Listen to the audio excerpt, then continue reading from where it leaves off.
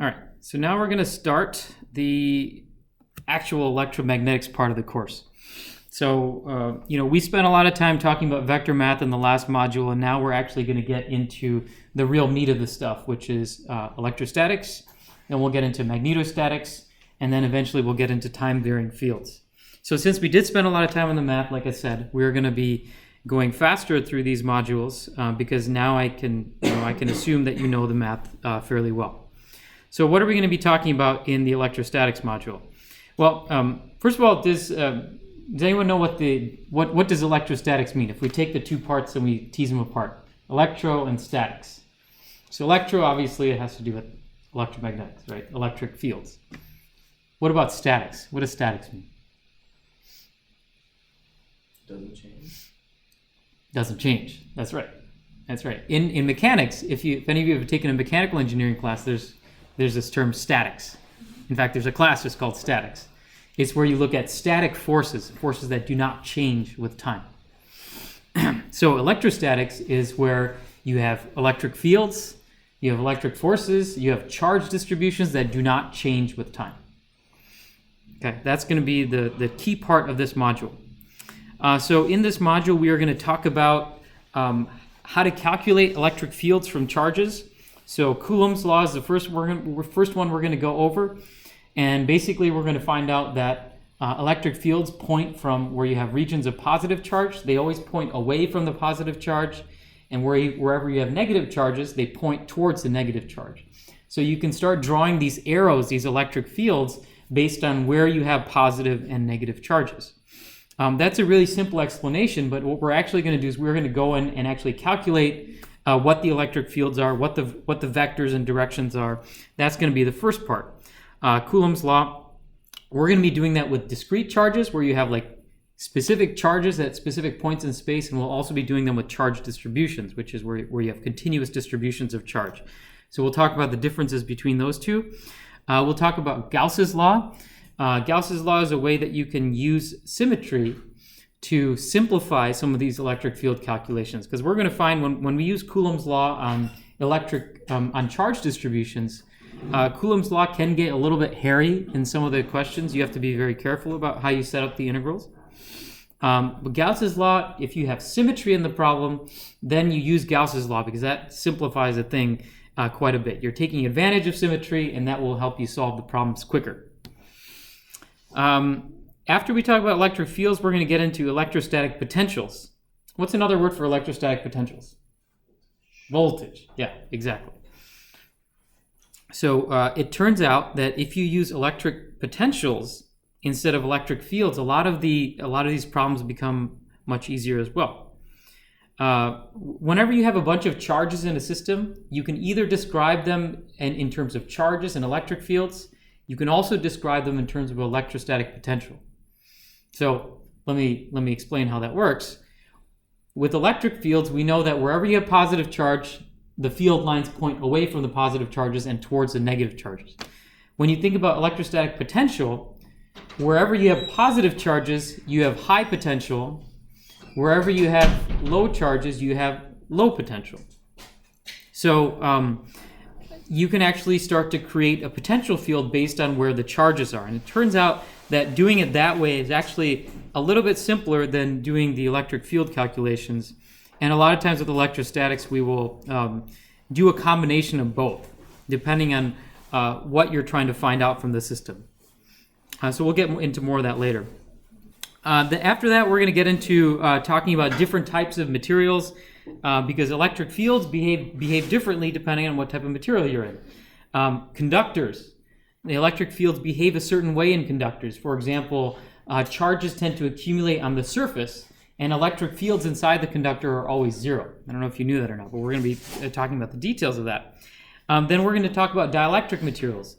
Dielectric materials can have electric fields inside of them, and they can also have surface charge distributions. The difference between conductors and dielectrics, you know from your circuits classes. One conducts electricity, one doesn't. In one, charges can move through the material, in the other one, they can't. But we're going to talk about the statics of both of those things. What do electric fields look like inside and at the surfaces of these materials? So that brings us to the next part here, electrostatic fields at boundaries. So what happens when an electric field goes from one material to another? So at the interface of two materials, in between a metal and a dielectric, what happens to the electric field there? We're going to be talking about that. And then we'll get into more of a real-world application. We'll talk about capacitors. We'll talk about how these electric fields eventually can be used to describe capacitors and how capacitors are energy storage elements. How many of you remember what is the energy stored in a capacitor? From your circuits classes? Just a trivia question. We'll be going over it in this class. 1/2 CV squared. Does that ring a bell? Okay, good. Yeah. I know I tend to forget that equation sometimes. But the energy stored in a capacitor is 1/2 CV squared. It turns out that energy is related to electrostatic potential and is related to the charge distribution. So that's going to be a way to tie together a lot of these concepts. We'll get into talking about electrostatic energy and forces and then solving electrostatic boundary problems. So this is obviously a lot of theoretical work goes into this chapter. So this is really building the foundations for your understanding of electromagnetics. Basically, what do charges do? In terms of applications, we'll be talking about capacitors, obviously, and we'll also touch on, we'll talk about the electrostatic sensors as well. Okay. Does anyone know a type of electrostatic sensor that's used in your cell phone? Capacitive acceleration. Yeah.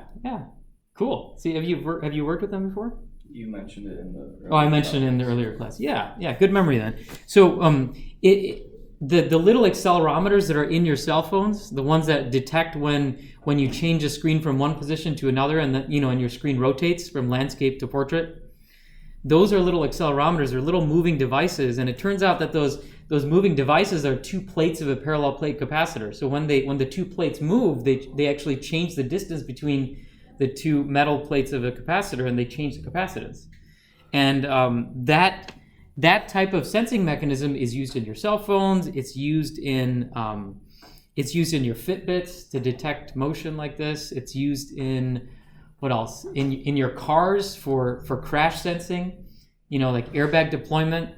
So it senses acceleration that way. It's also used in electronic stability controls. It's used in tons of different things nowadays. These things have become one of the most popular sensors that are out there now. So we'll touch on that a little bit when we get to electrostatic energy and forces. So as before, most of these images are from the Coulomb textbook. There's a few from some of these other ones as well. Okay, so let's start talking about Maxwell's equations. We talked about this in the fundamentals module. So that was module 1. I'll just touch on the main points again quickly. Maxwell's equation is kind of like Newton's laws for electrical engineers. Newton's laws, if you think about that as like a physics and mechanical engineering thing, laws of motion, Maxwell's equations are the laws of electromagnetic fields. And it's quite amazing that almost all of electromagnetic phenomena can be encapsulated into just these 4 equations. It was published by Maxwell in the 1860s. He was, a scientist at the time, and these equations are considered to be, on par of Newton's laws of motion, Einstein's theory of relativity. You hear more about Einstein's theory of relativity than you hear about Maxwell's equations, but really Maxwell's work laid the basis for a lot of the things that would happen in the future. It laid the basis for quantum mechanics. It laid the basis for a lot of the wireless communications that we do today. Everything is based on these 4 equations. It's quite amazing. As you can see that these are, now that you know vector math, I can describe these equations to you in terms of vector math. What is this first one here? Del dot D.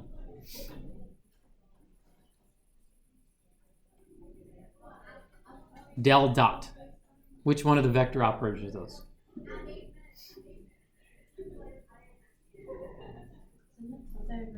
Divergence, that's right.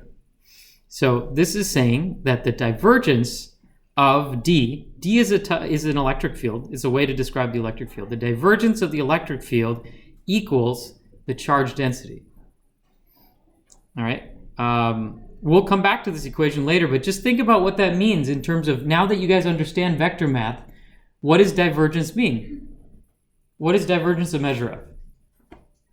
Net outward flux. Net outward flux from a given point. If there's a lot of outward flux from a given point, that means there's going to be a high divergence. The divergence is equal to the charge density. That's all it's saying. Okay? So what is charge density? What does charge density mean? It's just the amount of charge you have at a given point. Okay? So in English, this first Maxwell equation is basically saying wherever you have charge, let's assume the charge is positive, you're going to have outward flux of electric field from that point in space. Does that make sense? The divergence of the electric field is equal to the charge density. If the charge density happens to be negative, then the divergence is also going to be negative. So that means wherever you have negative charges, your electric field vectors are going to point inward. Wherever you have positive charges, they're going to flow outwards. All right, so this is the mathematical way of saying that.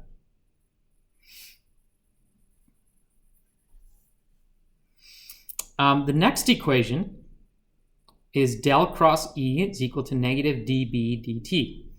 Now, we are going to be working with statics, so all the time derivatives go to 0. So let's actually jump to that right now. We're not going to talk about these fields yet. Let me just jump ahead right now. I'll come back to the previous slide later. When dB dt goes to 0, in static situations, fields do not change with time. We just established that.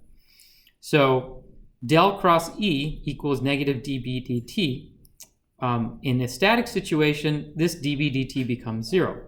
So we're left with the second Maxwell equation for statics. Okay, so the first one we just talked about, del dot D is equal to rho V. The second one, the curl of the electric field is equal to 0. So what does that mean? Now that you understand vector math, what is the definition of the curl?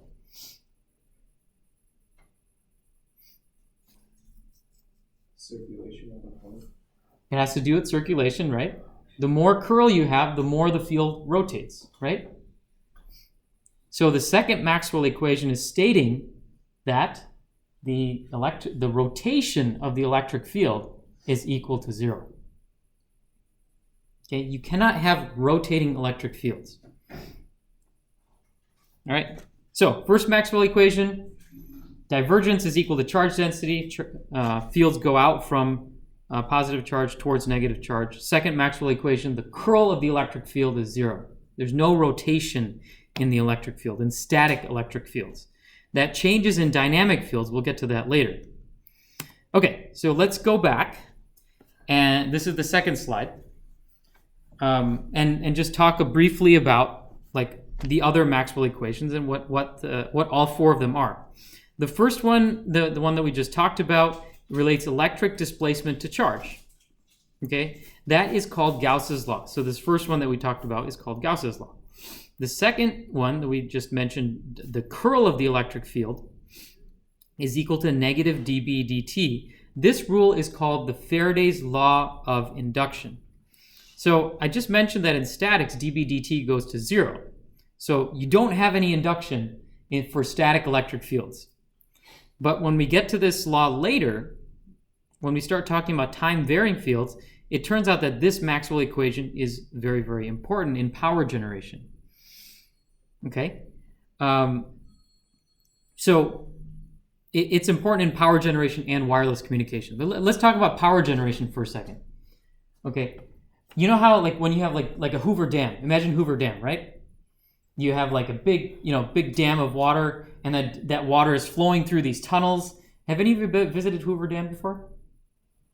Okay, there's just like, it's incredible to see. Like it's like, hundreds of meters high, like this massive, massive dam. There's like a very very, very deep lake on the other end because they've dammed up all the water, and all the water goes through these tunnels. that are in the rock, in the canyons, and they have like turbines on them, massive turbines. So the way that a turbine works, the way that it generates power, is that the water causes the turbine to rotate. Okay, same thing in a wind generator. Okay, so it turns out there are magnets, permanent magnets mounted inside the turbine. So when the water flows through there, these things rotate. And so because they have permanent magnets mounted in there, it causes that magnetic field to move. All right, when you have a moving magnetic field, the magnetic field that's changing with time, you get a dB dt. Okay? When you get a dB dt, you get a curl of an electric field. Okay, so when you have a curl of an electric field, we'll get into that later, but basically, like, if you have a loop of wire, you can start to create electric field in that loop. Okay, so this is a really important Maxwell equation because it is the basis of it is the basis of wind and hydro power generation. Any kind of turbine-based generation, this is it. So if any of you want to go into power delivery, power generation, you got to know this stuff. All right, third Maxwell equation is Gauss's law for magnetism. And again, divergence here. We talked about divergence. So here it says the divergence is 0. Which means it's divergence less. No divergence. Okay, so think about what that means. Divergence was how much net outward flux you have from a given point. So no divergence means you can't have net outward magnetic flux. So you might be thinking, well, what does that mean? We talked about this briefly. Let me just pull up the slides from the previous modules just to remind you all. Here we go.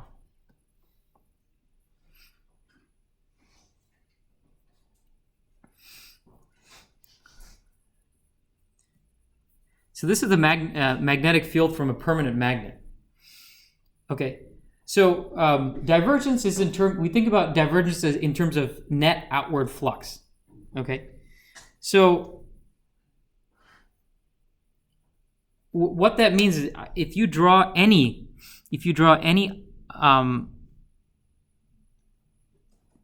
volume here, any volume, whatever shape you draw, the amount of stuff going in and the amount of stuff going out, if you sum all of them together, you'll get 0.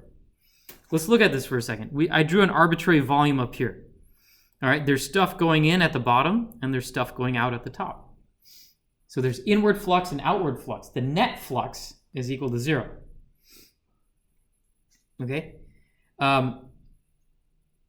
So, magnetic fields have this unique property, at least in statics and dynamics, actually, that the divergence of the magnetic field is going to be 0.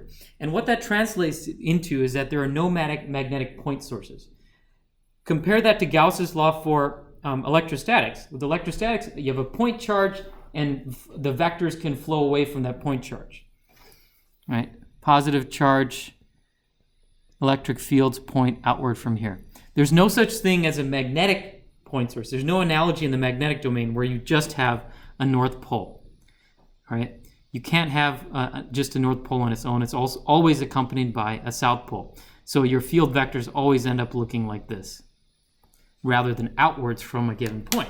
And so that is the difference between electrostatics and magnetics. A very, very fundamental difference there between the two types of fields.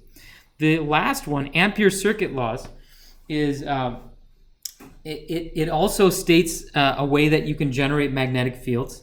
One way is to generate a magnetic field is to just put a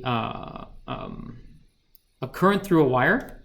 And we talked about an example of that in Module 1. We said that the simplest way to generate a magnetic field is just to take a wire like this, run current through the wire. Run current through the wire, you'll get a field that goes around it like that. Okay, and that's described by del cross H is equal to J. There's a second component to this too, is d dt. So if you have a time-varying electric field, then you can create an additional magnetic field like this that will also go around in that in a circular motion. All right, so we'll talk about the magnetic stuff later. We're going to be focusing on the first two right now. but I just want you to know that these are all the definitions. D is electric displacement, units in coulombs per meter squared. E is the electric field intensity in volts per meter. Normally when we talk about electric field, we are talking about E. So if I ever ask you for electric field on an exam, calculate E, not D. The E and D are related together by this parameter called epsilon. And does anyone know what the epsilon is? Permittivity, you got it. Exactly. And that depends on what type of material you are in. Okay, great. Similarly, there's B is equal to mu H, where B, the magnetic flux density, is equal to H, which is a magnetic field intensity, multiplied by mu. And does anyone know what mu is? We haven't gone over this, so that's okay if you don't know. But take a guess. Does that have something to do with henries? It has something to do with henries. Well, yeah, the magnetic fields are often given in henries, but it's the permeability. So epsilon has to do with how well a material can support an electric field. Materials that make good capacitors have high dielectric constants, okay, because they can support electric fields. Similarly, mu is a measure of how well a material can hold on or transmit a magnetic field. So things like ferromagnetic materials like iron, they have really high magnetic permeability. And things like air have low magnetic permeability. Okay, so we'll get into more of that later. And then J here is the current density. All right, so we have electric fields, we have magnetic fields, and then we have this current. Current is the flow of electrons. All right, so in static conditions, I just mentioned that these four Maxwell equations, all the d, dt, all the time derivatives go to 0. And so you're left with the top two equations and then these bottom two equations. We usually say that these things are separated now. They're decoupled. Why are they decoupled? Well, look at this equation. If you're not in a static situation, notice that the electric field is a function of the magnetic field. Here, the magnetic field is a function of the electric field, d dt. All right, so they're coupled together. An electric field can generate a magnetic field. A time-varying magnetic field can generate an electric field. In the static situation, when all the time derivatives go to 0, we have two equations which describe the electric field, these top two here, and they're no longer functions of the magnetic field. So that's why we can say that the electric fields and magnetic fields become decoupled in the static situation when you don't have time-varying fields. Okay. So we can break up electromagnetics into three branches: electrostatics, magnetostatics, and then the other one is called dynamics. Okay. Examples of dynamics would be things like when you have in wireless communication, you have electromagnetic fields. I showed you guys an example of that, an electromagnetic wave that's propagating through space. I don't think I have a picture of that in this module, but you've seen it on some of our previous slides. They're coupled electrical and magnetic fields. The electric and magnetic fields travel orthogonally to one another, and they travel orthogonally to the direction of motion, the direction that the field is traveling. All right. So let's see. Electrostatics, you have stationary charges, dq dt is equal to 0. The rate of change of charge with respect to time is equal to 0. You have these two E and D's here. Magnetostatics, you have steady currents. So you can have moving charge, but you have the currents have to be static with time. And then in dynamics, all bets are off. You can have time-varying currents, you can have time-varying charge densities, and so on. All right, we'll get into more of that later. Electrostatics.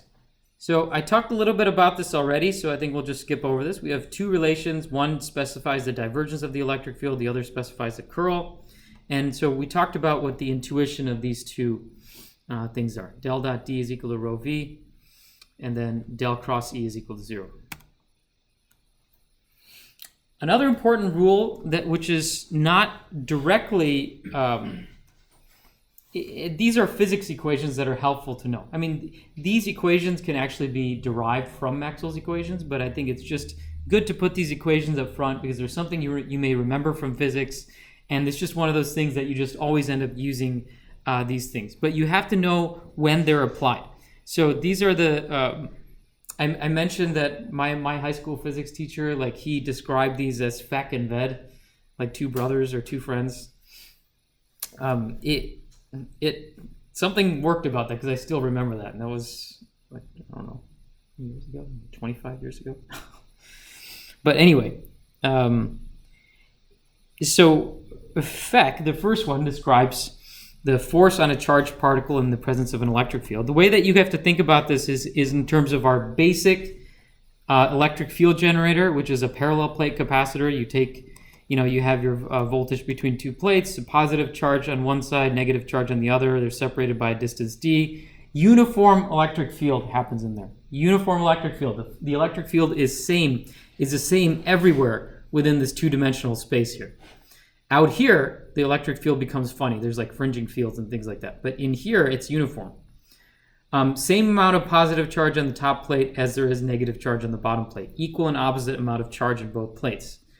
The first equation is, actually, we should start with the second one. This one is you start thinking about, well, how do you generate this electric field? How is it related to the voltage? The electric field and voltage are related by the Ved equation. Voltage is equal to the electric field times the distance between the two plates. So this is the distance between the two plates, and then we will apply a voltage V to get an electric field E. So when people are generating these electric fields in practice, if you want to crank up and you want to generate a super high electric field, you just crank up the voltage, right? But you can't crank up the voltage to an infinite amount. What'll happen if you start cranking up the voltage really high in a capacitor? So you've probably done this in your circuits labs. What happens when you take a capacitor and that capacitor has let's say it's rated for 5 volts, and you decide you want to have some fun and just like put 25 volts on there? What happens to the capacitor? Oh, you never tried this before? Oh, you should try it. Don't tell them I told you to. No, you guys see? There's a nice pop, and you hear a nice sound, and then you won't be able to use the capacitor anymore. But what's happening is that the material inside the capacitor is undergoing dielectric breakdown, and you literally get a lightning bolt between the two plates. That's called dielectric breakdown. There's so much electric field in here that actually you end up breaking down the material, and the material becomes conductive, and you have that's where your bolt of lightning goes through, and that you have a sudden surge of current that goes through the two sides from positive to negative plate. You get a massive amount of current, a lot of heat generated, and the thing will generally melt down. So this equation, voltage equals ED, applies only in the parallel plate capacitor situation. Okay, it only applies in the parallel plate capacitor situation, and it applies when you are under the dielectric breakdown potential. Okay, so the relationship between voltage and electric field will be nice and linear right up to get to the point where the capacitor blows up. Okay, the next equation, F equals EQ, Fek, it describes if you have a charged particle in the electric field here, like imagine that we have this charged particle here, what is going to be the force that the electric field exerts on that charged particle? Okay? And the force is equal to E times Q. Q is the amount of charge on the particle. So if you take an uncharged particle and you put it in that field, you will get there will be no force on it.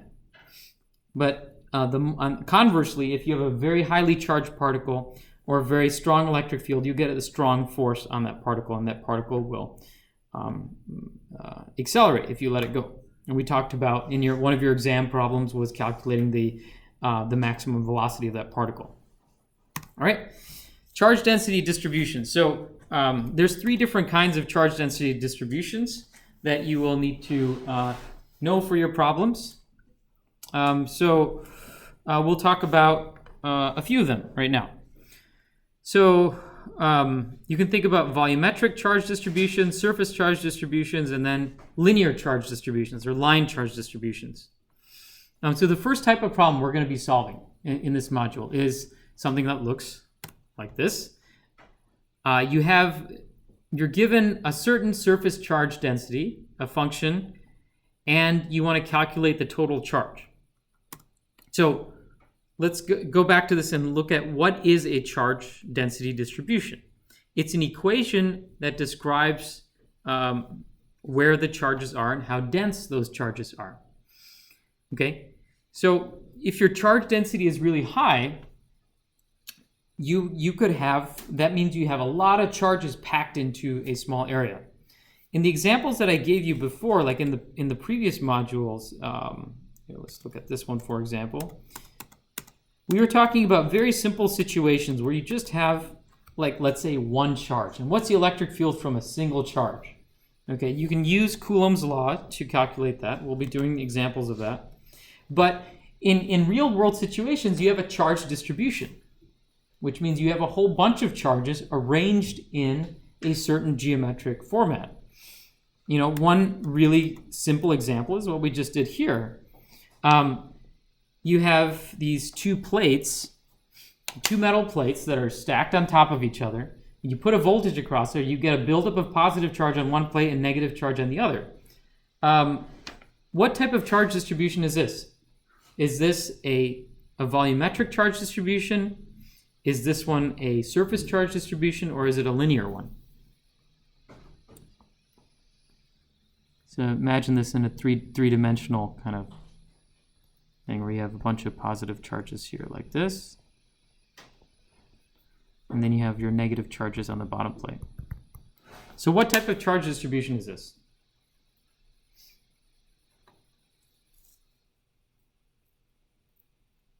There's three choices: linear, surface, or volumetric. Volumetric. Okay, why do you think it's volumetric? Because it's a cube. Okay, so you see a three-dimensional space. This is good. I'm glad you brought that up. You see a three-dimensional space, so you think volumetric. Fair, but there's one point that we're missing here. I think linear. No, it's not linear either. But what makes you think linear? Because the field is going in one direction and it's not, well, actually, now that I think about it, now that you drew the top and bottom, I'm imagining the arrows on the other three sides also pointing down. So yeah, they're actually down. They're actually pointed downwards in the entire three-dimensional volume, so it seems, which gets back to what you were saying. Yeah. But there's one important point here that we're missing. Is that the charge distribution, maybe I should define specifically what a charge distribution is. Where are the charges themselves? Okay, the charges in this case, actually, you have a sheet, you have a metal plate at the top, and so you have a sheet of charge on this metal plate, a sheet of positive charge here, and then you also have a sheet of negative charge at the bottom. So this turns out to be a surface charge distribution, where the charges are arranged in a two-dimensional space. You can see up here, the charges are arranged in a two-dimensional space. Down here, the charges are arranged in a two-dimensional space. Okay, you see the difference? Okay, now I think the point taken was a good one. Is like the confusion there was that the electric field is in a three-dimensional space, right? You have the volume enclosed by the two plates is a three-dimensional space. That makes you think, oh, maybe this is a three-dimensional distribution. But actually, it's not. This is an example of a two-dimensional charge distribution, because you have to look at the charges themselves, not the electric field resulting from the charges. So that was a surface charge distribution. An example of a volumetric charge distribution would actually be if I said I have a three-dimensional box, okay, and that box has charges everywhere within the volume, not just on the top and bottom parts of it, but everywhere, distributed everywhere within that volume. That would be an example of a volumetric charge distribution. Okay, and then example of a linear charge distribution would be like if I say like, okay, I have an infinitely thin wire, and that wire has a distribution of charges along it. Okay, so when we describe charge distributions, we can think about the different units a linear charge distribution would be given in coulombs per meter. And if you want to find the total charge, you have to integrate that over a single dimension. So this is another way that you can think about charge distributions if it helps. If you only have to integrate over a single variable to figure out the entire amount of charge, the total amount of charge, then it's a linear charge distribution. So if I say like the charge density along this wire is 5 coulombs per meter, I'm giving you the unit so you can just automatically say, oh, that's a linear charge distribution. So you're giving me rho L. If I asked you to find the total charge from that, then you would integrate that over a single dimension. Because linear charge distribution has units coulombs per meter. And if you remember when we talked about this in the vector math chapter, every time you integrate, it's like multiplying by a distance unit. So coulombs per meter, you integrate, it's like multiplying by meters, right? And so if you multiply coulombs per meter by a meter, the meters cancel, and you're left with coulombs. Similarly, if you have a surface charge distribution, you have to integrate twice, right? So you have to do an area integral. And when you do an area integral, the units, you end up multiplying by meters squared. And in the case of a volumetric charge distribution, you end up multiplying by meters cubed. So in all three cases, the total charge ends up being coulombs, which is what it's supposed to be. All right, so let's back up for a second. So for a surface charge distribution, if I ask you to calculate the total amount of charge,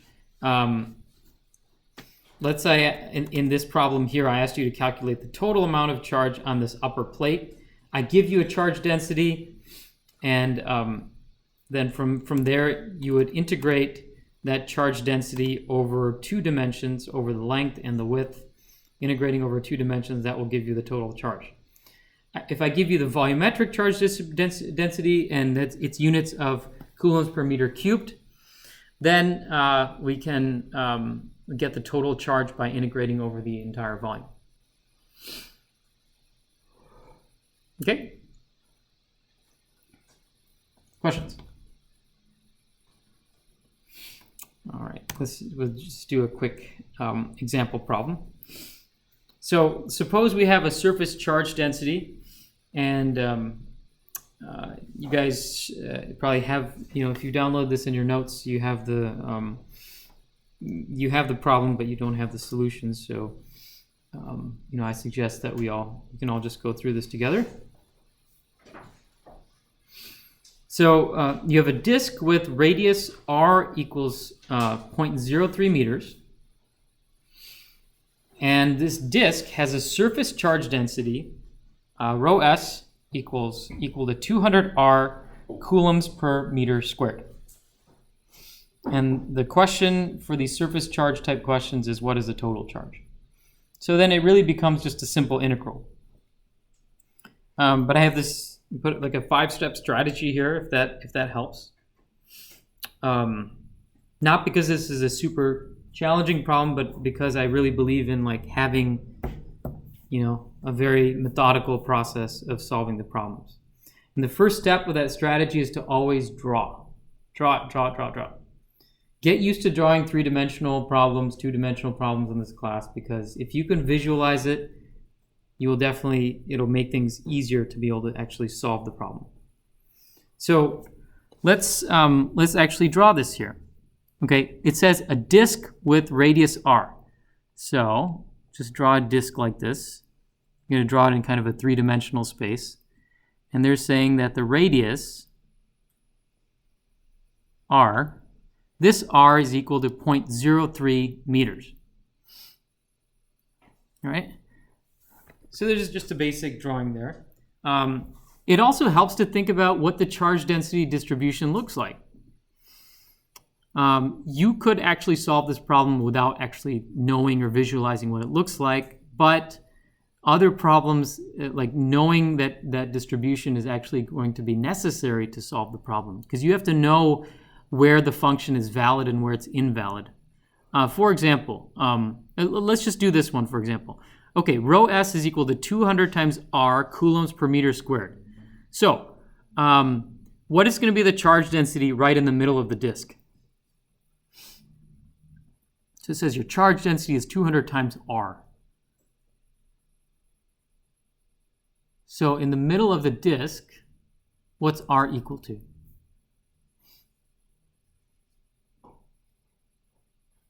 Zero. Yep, R is equal to 0, right? So what does that tell us about the charge density? Well, at the middle of the disk, in this problem, the middle of the disk actually has no charge density.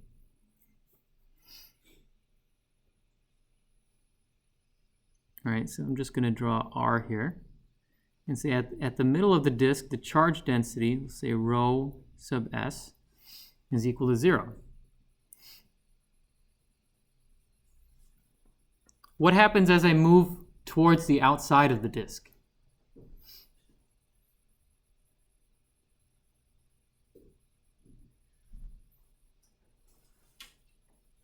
R gets larger. Okay, R gets larger, right? So what happens to the charge density? Also gets larger. Okay, so it's actually increasing linearly, like this. All right, so what we could visualize in this problem is that, in the middle of the disk, you don't have very much charge, but like as you go to outside of the disk, you start to get more and more, very dense amounts of charge.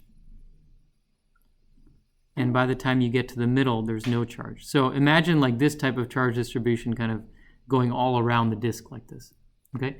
It always helps to try to visualize some of this.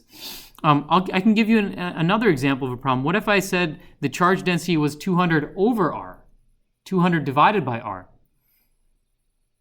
You have an R at the denominator now. What would the charge density be at the center of the disk? It would be infinite, right? So it helps. You have to think about those kinds of things, because if I ask you to integrate integrate a function that's like infinite, then you'll know, wait a minute, this doesn't make sense. Okay, so having a little bit of an idea beforehand is helpful. Okay, so now that we've drawn it, we have an idea of what the distribution looks like. The next question is, what type of distribution do we have? So is this a one-dimensional, two-dimensional, or three-dimensional distribution?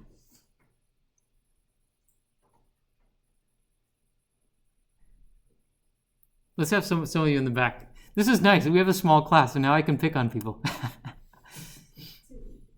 What's that? It's a 2D distribution, right? So there you go. This is very simple. Your clue there is coulombs per meter squared. What coordinate system are we in this time? So this is a reasonable question. What coordinate system could we use to solve this problem?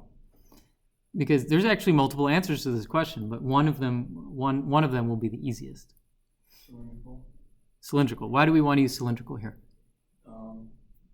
Because you have a radius, and then the theta would be from 0 to 2 pi. Yeah, exactly. Yep. And your function is the radius. Yep. It describes a circle. You have a radius here. So this problem has cylindrical symmetry. So you could also do this in spherical coordinates, because you could have your a fixed theta, and you could just be going around the axis once. You could even do this in Cartesian coordinates, because a circle can be described in xy coordinates, right? But you'll see that it's actually so much easier to do this problem in cylindrical coordinates. So what we can do here, now that we've drawn our disk, we've chosen our coordinate system. We can draw our x and y here like this, but we're going to be using the cylindrical coordinate system. So x, y, and z here, and we're just going to place that disk right at the origin, because as John said, that will make it easier to do the integration. We know what the limits of integration are at this point. Okay, so we got our coordinate system. What are the limits of integration now? So let me just, I'll put this answer here, if you can start like writing it down if you'd like. But what are going to be our limits of integration? So when we do limits of integration, we identified this. We just said this is a two-dimensional distribution. So how many integrals do we need to do? How many dimensions of integration do we need to do to get a surface? 2. So if we're going to integrate two variables, let's write down what are those two variables going to be. We have a disk, so we want to go across this disk like this. So if we want to integrate a disk surface, what are the two variables that we're going to integrate, and what are going to be the limits of integration?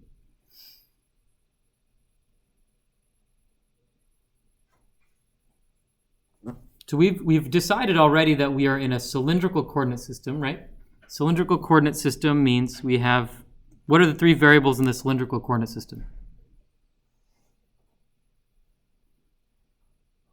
R, yep. R, phi, and z, right? Okay. So which of those three variables are we going to integrate to get a disk? R and phi, that's correct. So R, what are going to be the limits of integration for R? 0 to 0.03, right? Got it. So we are going from the center of the disk all the way to the periphery of the disk. And how about our phi? 0 to 2 pi, great. Okay. And our z is, we're at z equals 0, so there's no integration of z. So for a three-dimensional integral, you'd have three variables to integrate. For a two-dimensional integral, you only have two. And then the final step is just performing the integral. At that point, it's just math. So if you were to set up the problem, you're pretty much there. At this point, the way that you set up the problem is that the total charge is equal to the integral of the charge density. And if we want to be totally clear about this, here it says that you're going to be integrating over a surface. If you want to be totally explicit about this, you can actually add another integral sign there to show that you're going to be integrating over two variables. Okay? There's no vectors here. For charge distribution problems, there's no vectors, there's no dot products you have to do. You just integrate the charge density. All right? So another good point to recall on this problem is if you are integrating over R, what is the corresponding differential length? So when you set up the integral, you're integrating with respect to R. What's going to be your differential length there? dr, right? So when you're finding the limits of integration, you can also note this down to yourself so don't mess it up. And how about when you're integrating phi? What's the differential length element with respect to phi? R d phi. It's r d phi, yeah, keep that in mind. R d phi. Okay, so this ds portion here becomes r dr d phi. Right? You take your dr and then you take your r d phi and you multiply them together. And your ds becomes r dr d phi. Okay, and that is what you were seeing here, r dr d phi. This is just the function. Rho s. 200 times r. So your function had 200 times r, and then you have your r dr d phi as a part of ds. So now you have a function of r squared.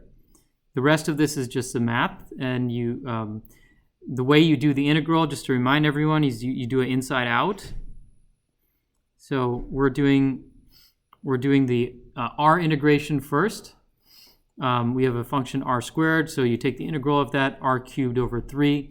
You evaluate that from 0.03 to 0. Okay, and then your phi is a simple integration. It's going from 0 to 2 pi, so you get that here, and that's how you get your 11 millicoulombs of charge. So it's 11.3 times 10 to the negative 3 coulombs of charge. All right, questions on that? So this is an example of a simple scalar integration.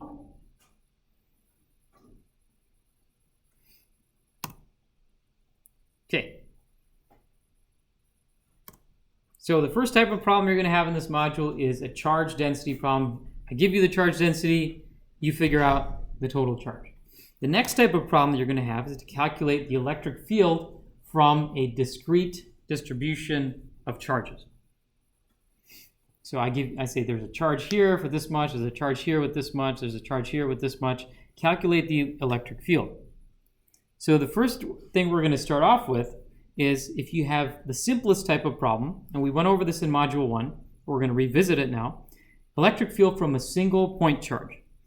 So if you have a single point charge, it's convenient to describe this in the spherical coordinate system where the charge is residing in the middle. The reason we use a cylindrical coordinate system is because the electric field lines are radially symmetric. They're kind of pointed outwards in every single direction from that charge. That's what that's what Gauss's law states. Positive charge, you get a bunch of field lines going outwards. Negative charge, the field lines are pointed inwards. This spherical system is used. You have this r hat vector, which describes the direction of the charge. And the electric field, you notice, important point to note here, it's proportional to how much charge you have. So the more charge you have, the stronger the electric field. And the denominator is over r squared. Right, so the electric field is going to fall off as 1 over r squared. So if we draw, just want you to see that the electric field lines actually falls off quite rapidly. So if we were to draw the electric field at a certain distance r away from the center, you'd see that the electric field drops down like this quite rapidly. So this is proportional to 1 over r squared. What does this mean at the middle? What's the electric field right at the point charge?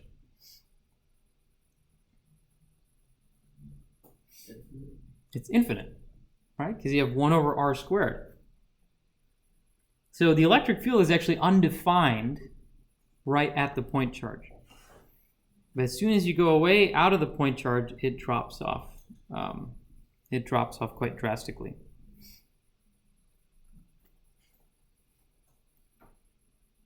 Okay, a positive charge is referred to as a source. The electric field lines point outwards. It has positive divergence. A negative charge is considered a sink, and it has negative divergence. The field lines point inwards. All right, let me see if there are any questions in the class. Okay, Falak, thank you for thank you for putting your answers. I'm sorry I didn't see that before. Okay, great. Let's see, Falak is typing something. Okay, so we can continue. All right, so the units for the electric field is volts per meter, as I said earlier. There's also, if you then want to calculate the flux density, you can multiply that by mu. The electrical force from Coulomb's law is, this is where you have the force generated by an electric field, so it's a force between two charged particles. The reason I'm covering that right now is, again, we talked about this in the previous module, but just bringing it in again. This is an important law because this was discovered quite early on in the 1700s. So this was actually discovered before Maxwell's equations were published. Maxwell's equations came later. Coulomb's law Coulomb lived between the 1730s and the 1800s. So he's the one who discovered that like charges repel. So he gets a lot of credit for that. And he had like two balls of charge, and he found that the force between them kind of decreased as 1 over r squared. It decreased quite drastically with the distance here. So he derived this equation, or he experimentally found that there's this 1 over r squared relationship, and it would also depended on Q1 and Q2. So he figured out this rule, but it can actually be derived quite simply from the electric field from a point charge.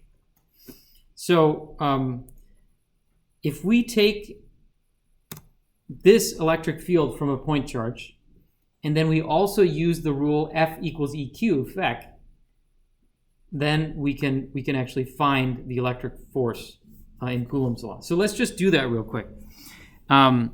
So the first thing we're going to do is find the electric field. So let's assume that we have Q1. For a second, let's just forget that we have Q2. So just temporarily imagine that we just have this observation point P out here. Okay, so you just have Q1 and you have this observation point P, and it's at a distance R1, R2. So the first step we're going to do is find the electric field at the point P. Okay, and the electric field is just equal to, if you look at our previous slide here, RQ over 4 pi epsilon R squared.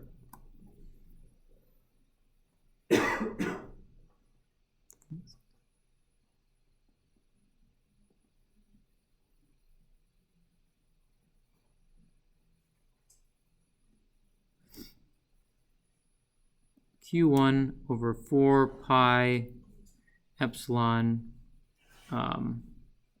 R12 squared. All right, so find the electric field.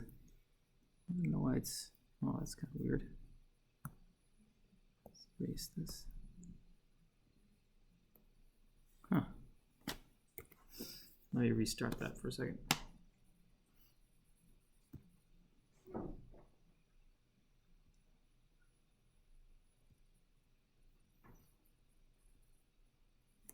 Okay, let's try that again.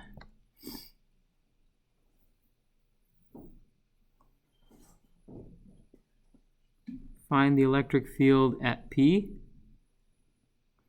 So the electric field is equal to Q1, because that's where the electric field is originating from, over 4 pi epsilon R12 squared. All right, so that's the electric field at this point in space. Now the second step is find the force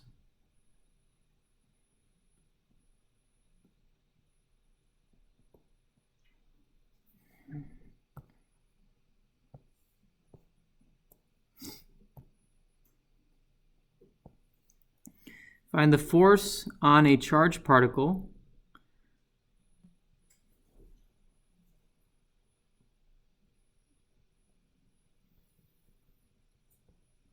Q2 due to the electric field.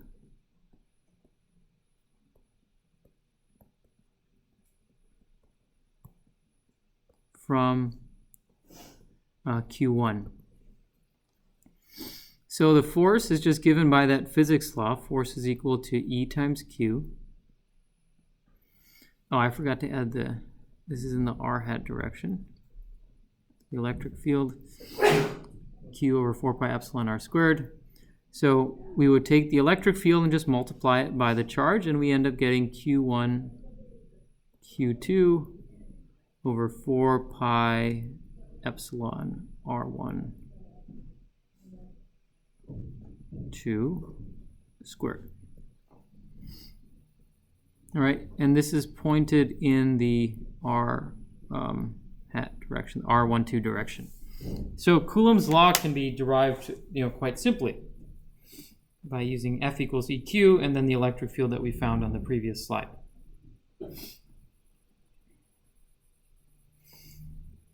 Right? We can do a quick example of Coulomb's law. What is the electric field 2 nanometers away from a proton? If we had a second proton at this location, what is the repulsive force? This is a pretty straightforward problem, so I'm just going to show you the solutions there. If you like to write it down in your notebooks, you can do that while I talk through it real quick. So imagine that we have a proton, and then we want to find the electric field 2 nanometers away from the proton. So as always, you should always draw the problem, regardless of how simple it is. So, imagine that we have a proton here, and we are at, so this is our charge Q, and we are at an observation point P that is 2 nanometers away. Okay, we want to find the electric field at that point. We know that the electric field is going to be pointing away from Q, Right, so this is going to be the direction of the electric field. We can orient ourselves that way.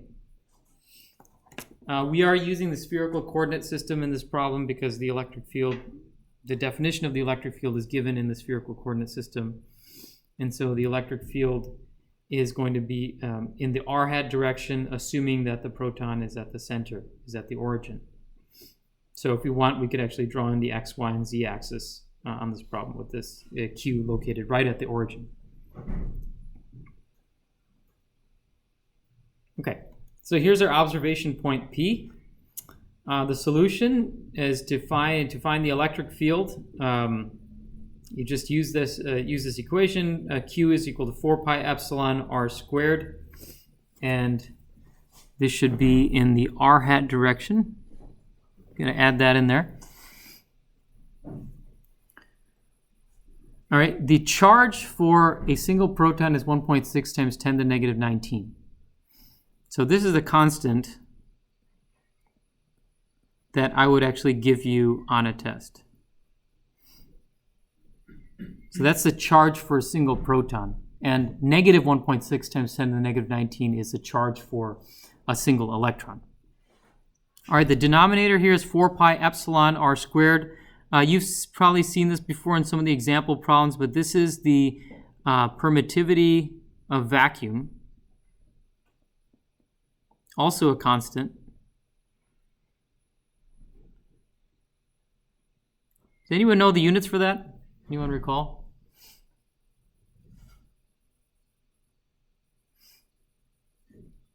Nope. Okay. Farads per meter. Keep that in mind. So 1.6 times 10 to the negative 19, the units for that is coulombs, and the units of permittivity is farads per meter. Okay, and the distance between them, 2 times 10 to the negative 9, this is also in meters. So make sure you have your 10 to the negative 9 there. And then you get the electric field, 3.6 times 10 to the 8 volts per meter. The units for electric field is volts per meter.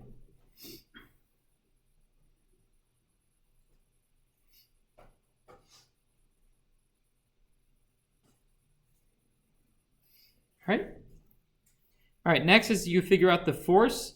The force on that if you placed another proton at this location, you want to find the repulsive force between these two protons, and you can find that with Coulomb's law or the derivation that we did. First find the electric field and then use F equals EQ to find the force on that particle that exists at the observation point P.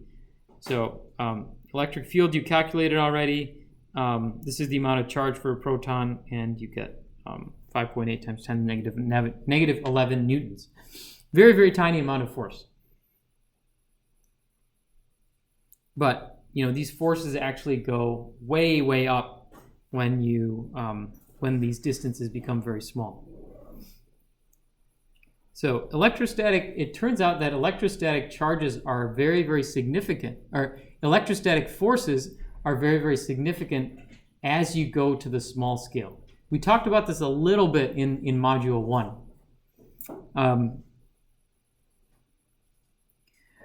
At my length scale, okay, at my length scale, you could not use electrostatic forces to lift me up, okay?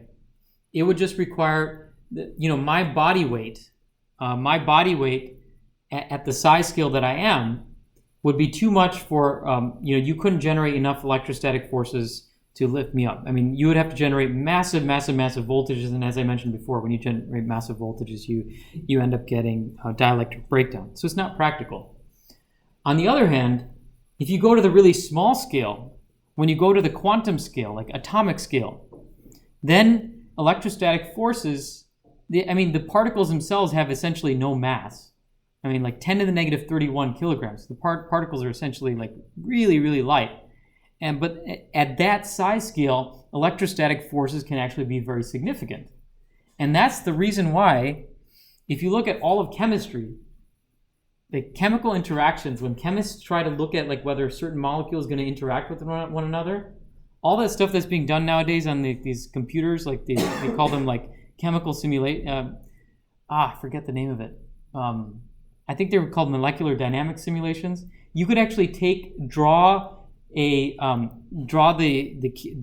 molecular structure for a certain chemical, the molecular structure for a second chemical, and use the simulator to actually calculate all the possible electrostatic interactions between the electrons in these atoms. And they can actually predict whether two molecules will actually interact or react with one another. I actually have a good friend who does his whole career is on that. Really, really neat stuff. But it's all based on electrostatics because electrostatic forces are most significant at the small scale. All right. So now that we've talked about the electric field and force from a single charge, the next logical step is to say, what is the electrostatic field from multiple charges? But first, before we do that, we have to go to we have to describe a general form of Coulomb's law. All right. The more general form of Coulomb's law accounts for when the charge Q is not at the origin. So this first form of Coulomb's law that we did, backing up here, we said, okay, this charge Q must be located at the origin. That's helpful if we just have a single charge, the example problem that we did. But if we have multiple charges, you can't have all the charges located at the origin. You only have one origin. So that's why we have to find a more general form of Coulomb's law. All right, so we assume that the charge Q is located out here at some random point in space. All right, so imagine that this green point here is a charge Q, and then you have an observation point P. Okay, so if we rewrite Coulomb's law in this form, it's quite simple. We just we will say that the charge is at a point Q, the observation point is at a point P, and we describe two vectors, R1 and R2. R1 describes the vector connecting the origin to the charge, and then R2 describes a vector connecting the origin to the observation point P. Essentially, these vectors are just the coordinates. They're just the coordinates of Q and P. All right. Now we also define something called the unit vector AQP, and that vector points from Q towards the observation point P. And the reason we do that is because we know that the Q is going to generate electric field vectors pointing out in every direction like this. Okay. So if you look at the electric field at the observation point P, the electric field here is going to be pointed in this direction. So if you just draw a line between P and Q like this, the electric field at P is just going to be pointed out in that direction. So we have to define this direction, the direction of the electric field, by this AQP, the unit vector which describes the direction of the electric field. And you can easily calculate that because, now that we've done a lot of vector math in the last module, you know that this vector here that connects P and Q, that is just equal to R2 minus R1. Right? So R2 is this vector, R1 is this vector here is R2 minus R1. Okay, that is the vector that describes the distance between P and Q. If you want to find the unit vector, you have to divide by the magnitude of that, and so you get the magnitude of R2 minus R1. All right, so if I ask you to calculate the unit vector describing the direction of the electric field at the observation point P, then this is what you would do there. And then finally, calculating the actual electric field. So notice here the electric field has magnitude and direction. Right? Every electric field has magnitude and direction. The direction is given by AQP, and then this is the magnitude here. It's Q over 4 pi epsilon R2 minus R1 squared. R2 minus R1, the magnitude of that vector, is the distance between these 2 points, P and Q. All right, so this is just a restatement of the Coulomb's law that we said earlier. 4 pi epsilon R squared. Now it's 4 pi epsilon times R2 minus R1 squared. The magnitude of this vector squared. All right, and if you substitute in what we found for AQP, what the value is for that, this is R2 minus R1, and then you have R2 minus R1 magnitude in the denominator. You multiply that, you substitute that into this equation, and you get R2 minus R1 on top. Magnitude of R2 minus R1 cubed times 4 pi, Q over 4 pi epsilon. This form is easier to work with in your, it's just a quicker form to work with in your homework problems. But if I ask you to find AQP, then you actually have to do this one first, and then use the expanded formula here. All right, so let's do a quick example of that. So imagine that we have a point observation, a point P, located, and this is Cartesian coordinates, by the way, negative 0.2, 0, and negative 2.3. I just want to clear up a point that sometimes mixes up students. They say, well, Coulomb's law is defined in spherical coordinates, and yet we're being given a problem in Cartesian coordinates. This rule, this generalized form of Coulomb's law, applies in any coordinate system. Any coordinate system. All right, so the electric field intensity at a point P, this is located at x equals negative 0.2, y equals 0, z equals negative 2.3, due to a point charge of 5 nanocoulombs located at 0.2, 0.1, negative 2.5. So again, the charge is not located at the origin anymore. Okay, it's located at an arbitrary point. So the strategy for solving this problem is to first find R2 minus R1. So P minus Q. And then optionally, you can find the unit vector AQP, and then the third step, you can calculate the electric field and the magnitude, the magnitude and direction of the electric field. Okay? All right. So the first step is you have this point P and you have this point Q. So you want to find R2 minus R1. And so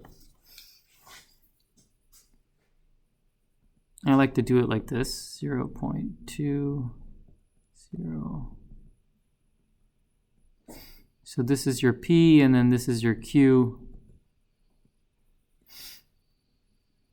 0.2, 0.1. So we want to take P minus Q to get R2 minus R1. So we just put a negative sign here. Switch this one to positive. Then you just add these up.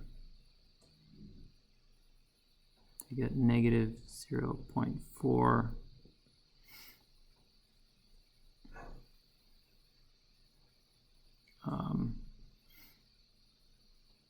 Negative, did I get that right? Negative 0.1. And then 0.2. Okay. So it looks like I have a little mistake here in the solution here.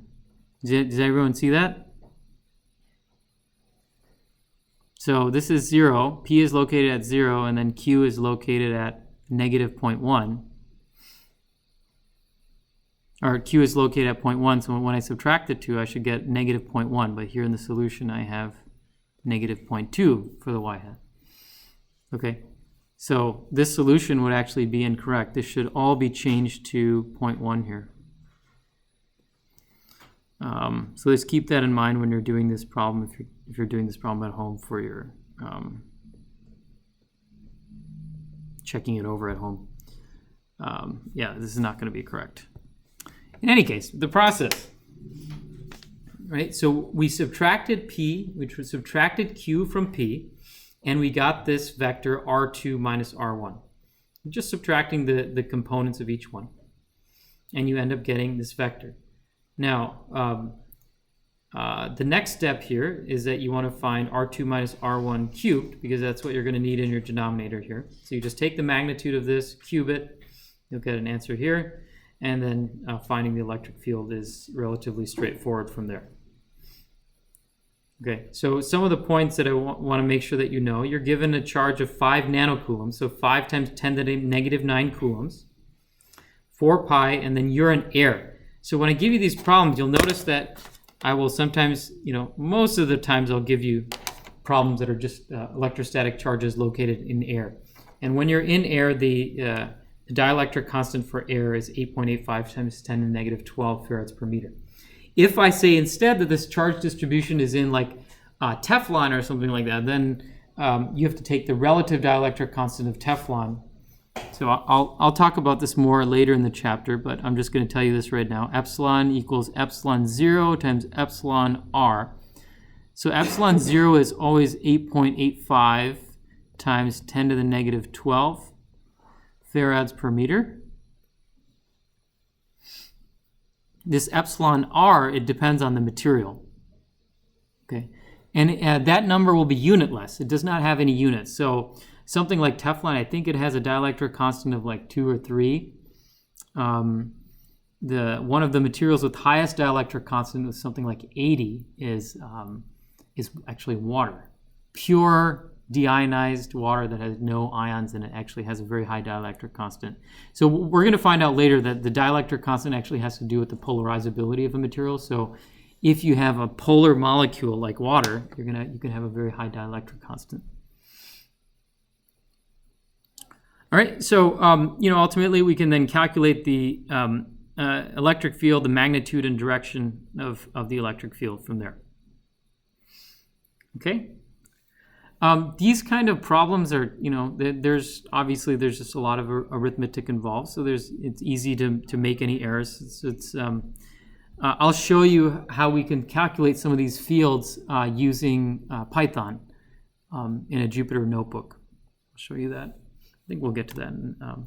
I think we have time to cover. We'll have time to cover multiple charges. And we'll get into charge distributions in the next class period. So, electric fields due to multiple point charges. Now, we did an example of where you have the electric field at point P due to a single charge Q. Now we're going to say, what if you have a whole bunch of charges? What if you have Q1 and Q2? You could obviously draw more charges here like this, but you have Q3, Q4, and so on. But let's just take an example where we have two charges, and we want to find the electric field at point P due to both of those point charges. All right. To do this, you can use something called the principle of superposition. Have any of you used the principle of superposition before in circuits? You have. Okay, so one of you guys who've done that, maybe explain to me what you remember from the principle of superposition for circuits.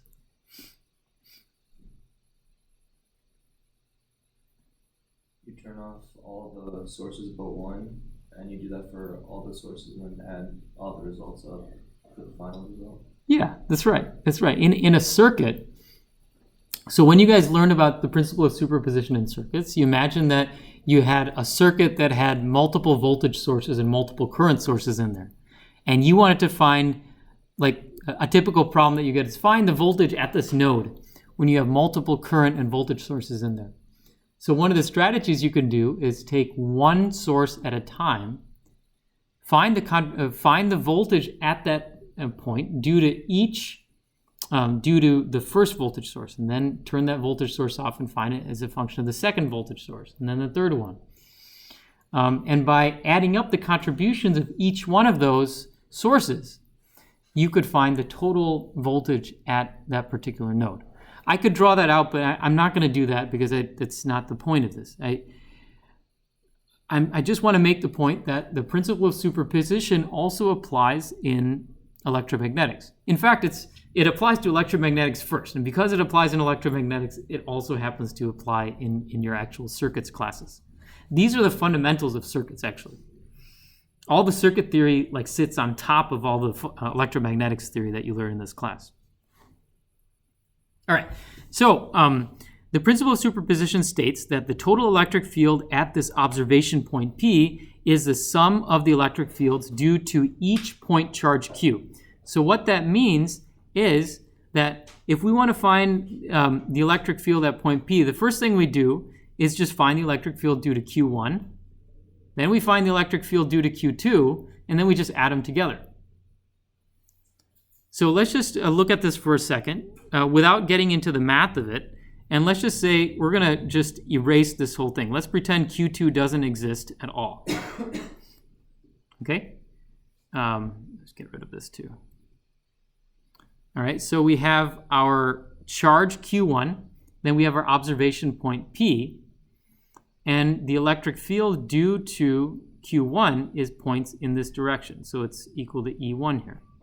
This is our electric field due to Q1. Now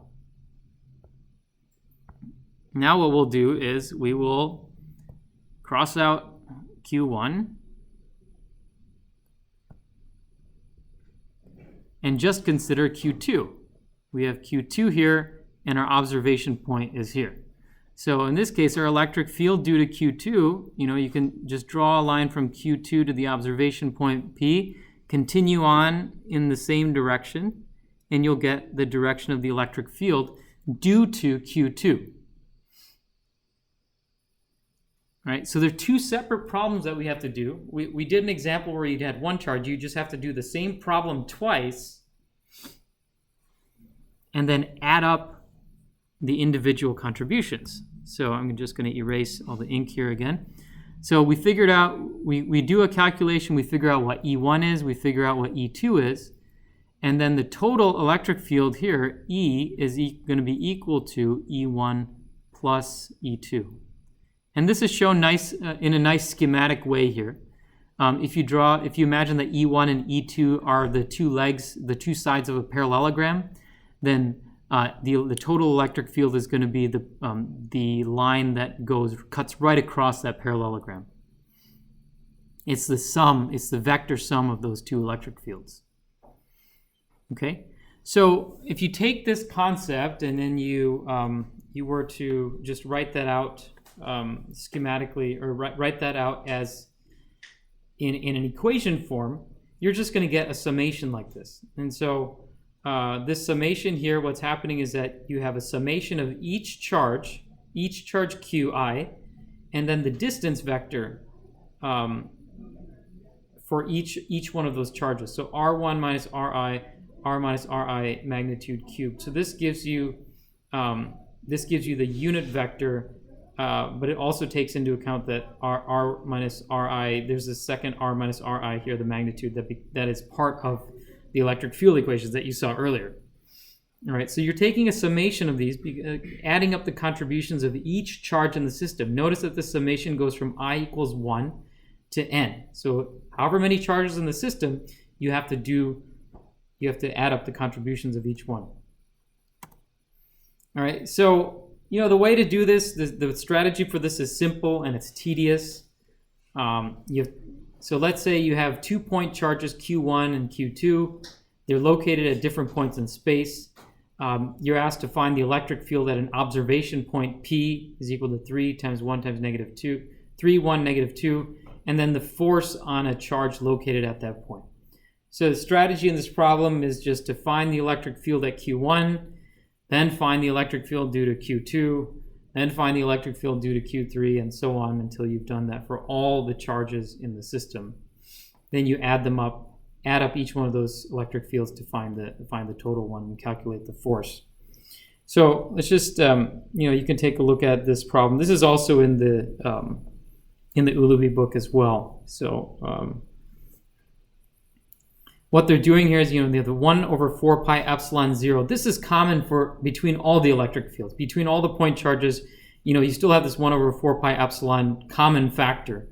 What's different about each one of the charges is the amount of charge that you have, and then the distance vectors between that charge and the observation point. So, if, a lot of times when I do these problems, I don't even bother with this or following this equation. I just actually calculate the electric fields individually, and that works fine too. Like I said, this is just, these problems end up being more tedious than anything else. The part about these problems that actually requires some intuition is just simply like setting up the problem. You know, pardon me, I'm just going to back up here for 1 second. If I know that if I know that there's a charge here and the electric field is going to be pointing in this direction, and charge 2 and the electric field is going to point in this direction, you know, if I told you that, I would expect you to be able to know just roughly which direction the electric field is going to point, the resulting electric field. Okay, so just, you know, keep that kind of stuff in mind. You can also just, you know, do the math and figure it out. Since we only have 5 minutes left in the class, I actually would like to just, I'm gonna, you know, you guys can look on the recording and you can see these solutions here. You can go over them, make sure that, try doing this problem yourself and make sure that you're able to do it. Okay. There's another example problem here that I don't have the solutions for, but this is also one of the problems that's like great for a test, great practice question for a test. I might even turn this into a homework question, but if I don't, then do this problem anyways as a to figure out if you can get the same, you know, if you're able to figure out this problem. The second problem, this also is a good example of where Python and some, you know, or MATLAB or some kind of numerical environment can help you in calculating these fields. So let's quickly, in the last 5 minutes that we have, go over this.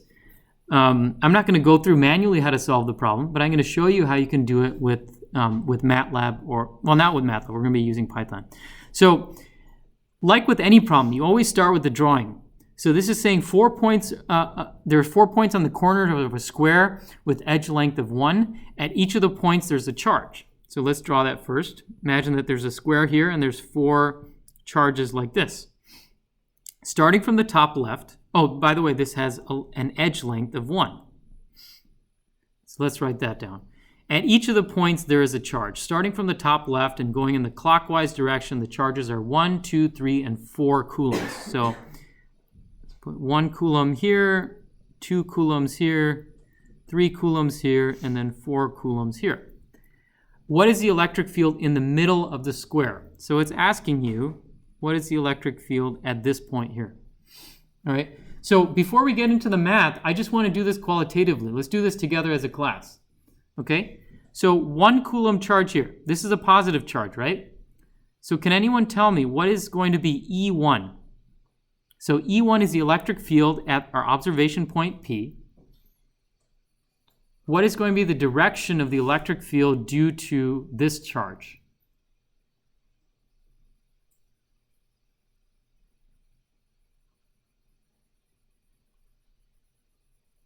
Towards the one with 3 coulombs? That's right. It's going to point in this direction. And how did you come up with that? Just following like the particle from 1C to the point. Absolutely. Exactly. So you follow, just imagine you're going to draw a dotted line, follow that to the point, and then just continue that line onwards. And I'm just going to draw this, a small arrow here. Just a small one like this. All right. The electric field due to this point charge is, it's going in this direction. I'm just going to draw a small vector here because we just have 1 coulomb of charge here. All right, so we'll just denote this E1. It's important to visualize these. How about the second one, E2? Which direction? Someone else. Which direction is that going to point?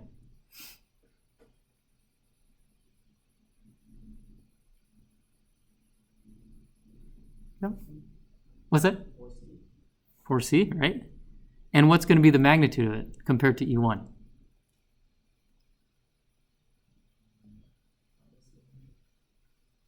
No, you got the direction right. So it's going in this direction, right? Because, you know, you just imagine your dotted line here, like this. Hint here, this is 1 coulomb of charge, this is 2 coulomb of charge. It's going to be twice the magnitude, that's right. So imagine that there's twice the magnitude here. Twice as many charges. And then 3 coulombs here, as you guys can imagine, this will have 3 times the length of E1. So this is 3, and then 4 coulombs. This is going to be 4 times the length of E1, so this will be E4. Now you could take these vectors E1, E2, E3, and E4, sum them all together, and you'll end up getting a vector that looks something like in this direction. All right, this qualitatively, that's what the total electric field is going to look like. Okay. All right. So we are almost out of time here. I just want to take the last minute here and just show you that you can actually use Python to calculate these vector fields. So let's make this. This problem is just slightly different than the one that we did here. In the problem that I gave you, I said that there's 4 charges, and this was 1 coulomb, 2 coulomb, 3 coulomb, and 4 coulomb here. I've actually made this one, to make this graph a little bit more interesting to look at, I've actually made this 1, -1, 1, -1. So this is what's called a quadrupole. In a quadrupole, you have a positive charge here in one corner, a negative charge here, equal and opposite, and then you have a positive charge one here, a positive 1 charge here, and a negative 1 charge here. And what it does, it creates this really interesting electric field that kind of goes, it goes like this, and then the electric field goes like this, and like this. Because as you know, the electric field always points from positive to negative charge, so you have electric fields pointing from positive to negative charge here, pointing from positive to negative charge here, electric fields pointing from positive to negative here and here. What's interesting about the quadrupole is that in the middle, there's actually this region where there's no electric field, which is, it's one of the really unique properties of of this type of distribution of charges. And I don't know if any of you have heard of the technique called mass spectrometry or ion traps. It's a technique that physicists use. Physicists use ion traps to trap individual atoms and things like that. Mass spectrometry people use it to look at the chemical composition of a substance. But what it essentially is that like these electric fields are surrounding, but right in the middle you have this region where there's actually no electric field, and you can actually trap molecules in that little space where there's no electric field, because there's no electric field acting on it. Everywhere else, the electric fields are acting and the molecules just get thrown out. But right in the middle, if you get one right in the middle, it'll actually stay there. It's really, really neat. So the way that you can do this in Python, I'm going to upload this notebook over to the GitHub link that I gave you on the on Canvas. But basically what you do is you create a space, an XY grid, just like we did before, and you create arrays from those. This is one step that we added here. You define your charges here. You have to initialize the U and V. These are your X hat and Y hat vectors, the X and Y components of the vector. And then you do a loop. Many of you remember how to do a loop in MATLAB, where you go through the rows and the columns, and you basically have to go through every point in the two-dimensional space and assign what the electric field is at every single one of those points in space. And so I told you that, when you have multiple charges, these calculations can get very tedious. Imagine having to do all the calculations for all 4 charges at all 4 points in space. So it's quickly becomes untenable. So you can just use a numerical software to calculate the electric fields at each point in space due to the 4 charges. That's why you see 4 lines here, 4 lines here. This is calculating the X component. This is calculating the Y component. And then down here you calculate, you're just doing a quiver plot, which just makes the vector plot. And I also added a scatter plot to show you where those 4 points are. Okay, so just take a look at this code because you will be asked in your homework to actually do these types of vector fields, in the problems that I give you. All right, so that's a good stopping point. Next time in class, we will go over how to do continuous charge distributions instead of just discrete charge distributions, which is what we went over this time.